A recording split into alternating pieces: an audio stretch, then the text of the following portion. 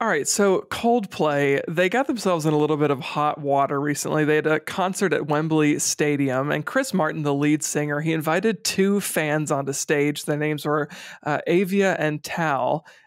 Turns out when he asked where they were from, they said that they're Israeli. They're here from Israel, or were there for Israel for the concert. And after they revealed that they're from Israel, Chris told the crowd, oh, they're from Israel. There were a lot of cheers, but then there were also some audible boos that people heard. And then it kind of descended into chaos from there, Billy. It's Chris kind of tried to, I guess he was trying to make people feel better when he said, "Oh, I love humans from everywhere. It doesn't matter. We're treating people equally as human beings on Earth." But then he said, randomly, "I also want to welcome the people from Palestine." I don't know. I thought that was kind of a weird take. What are your thoughts? I mean, there's so many thoughts here. The first thing is when people are booing people because of the country they come from and who they are and their heritage and their ethnicity even, perhaps the best thing to do is to tell people, hey, we don't boo people for that. Like that would be a good starting point, right? That didn't happen. And I can give him a little bit of grace that he was probably shocked and confused. And he was probably in his own way trying to maybe abate some of that chaos. But I don't know, first of all, the people in the audience, why are we booing over that? That's bizarre. Right. But when he said, I'm grateful that you're here as humans and I'm treating you as equal humans on Earth, regardless of where you come from or don't come from, I was like, okay, he's trying to do it felt like he's trying to, it's super awkward. It's worded weird. He's trying to say like, hey, we don't boo you. Maybe that was his way of saying it. But then he follows it up and he's like, although it's controversial, maybe I also want to welcome people in the audience from Palestine. And it's like, wait, what? It's just incredibly awkward and an overcorrection that actually comes off the wrong way.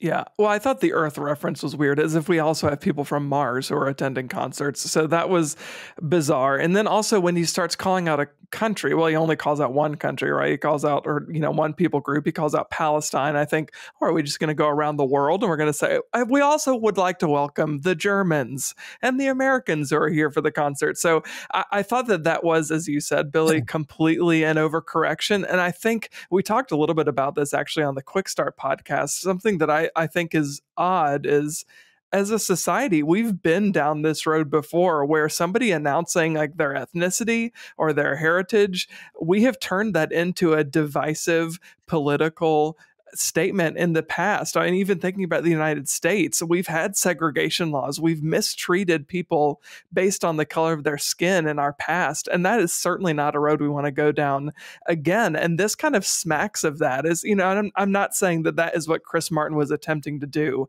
I think it's very plausible, as you said, that he was trying to do the right thing and just wasn't really sure how to handle it. But it's a sad statement on our culture that we've created an atmosphere where somebody like Chris Martin feels the need to bend over backwards and to kind of play gymnastics to say something when all somebody did was say, hey, this is my ethnicity, this is my heritage.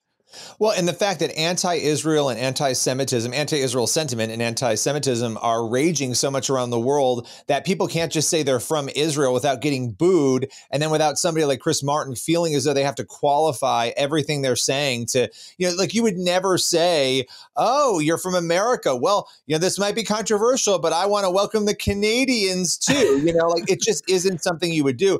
So the fact that the tensions are so high that people feel the need to do any of this, how awkward for these two girls who are there from Israel, that they can't just be people at a concert from Israel, that it has to be this big thing. Also, like Chris Martin really needs to try to avoid controversy. This man has really struggled to do that of late.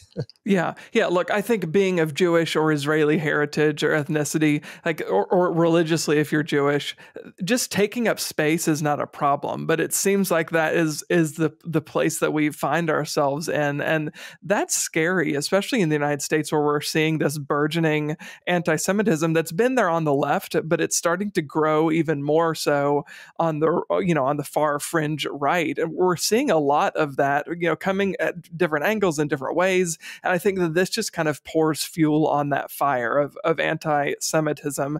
And I know, Billy, you recently actually spoke with a group that's trying to combat some of that. So tell us a little bit about that group.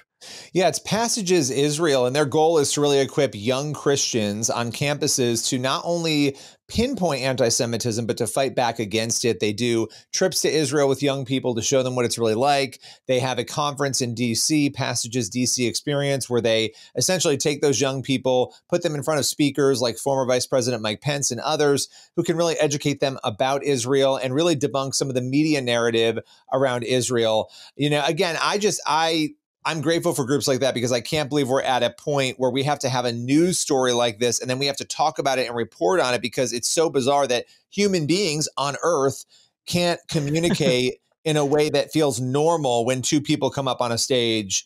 So, I want to give the benefit of the doubt to him again, just going back to that, because I do think we don't know what was in his heart. He was probably shocked by the booing that he heard and was trying to, again, qualify it. But we need to tell people, I feel like we have to be comfortable saying this is wrong. Don't do that. Move on. And that's really the best way to handle this sort of thing.